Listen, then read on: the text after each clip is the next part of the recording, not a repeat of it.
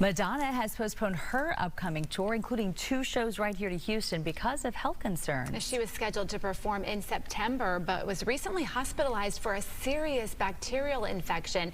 Dr. Stacy Rose is here, Associate Professor of Infectious Diseases and Internal Medicine at Baylor College of Medicine. Good morning to you. Good morning. There are reports she was even intubated in the ICU. We don't know anything about this bacterial infection, but what could have caused it?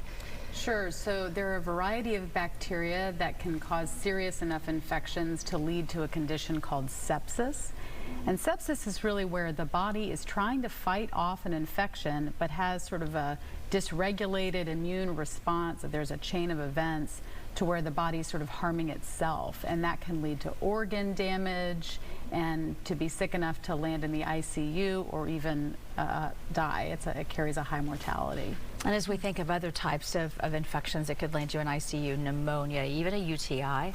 Absolutely. So all of those things, skin and soft tissue infections, lung infections like pneumonia, urinary tract infections, anything that can cause a severe enough response for the body to have this inflammatory reaction and organ damage is all game for sepsis.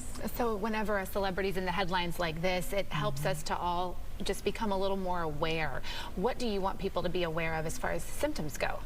Yeah, so it will depend on the type of microorganism or infection, whether it's urinary symptoms that start out or, cough or skin infection symptoms that start out.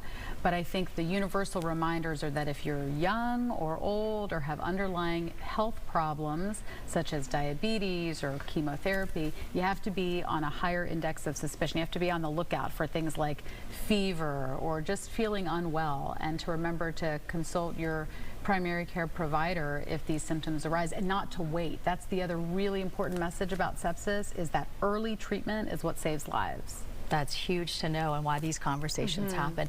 Let's talk about what recovery looks like for someone if we're talking sepsis here, because for her concerts are 3 months out here and she's having to cancel. Obviously, for the typical person who doesn't need to perform in front of a large crowd, it might, you might recover more quickly, but for something like that, you need to be at the top of your game. Be at your top. I mean, she's obviously a very strong performer, and her, I'm sure, shows take quite a bit of energy, so you're right about that. But really, anyone recovering from sepsis can have a prolonged recovery period, sometimes really months, or even some damage to the body that occurs with sepsis can be permanent. So it just depends on the individual, but things like recovering from, if there was kidney dysfunction, can take some time.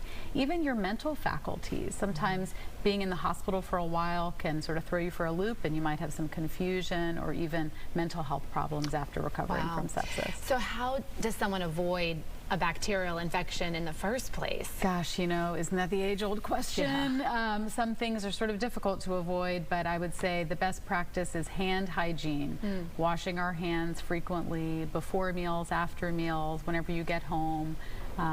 For those of us who have compromised immune systems, taking extra precautions. Mask wearing is still an important opportunity for protection for some people, especially with compromised immune systems. All right, Dr. Rose, such helpful information. Thank you for sharing this conversation. Again, anytime something tragic like this happens, we just like to open up that conversation and make sure it's an awareness campaign. We certainly hope she recovers well. Me too. Thanks. All righty.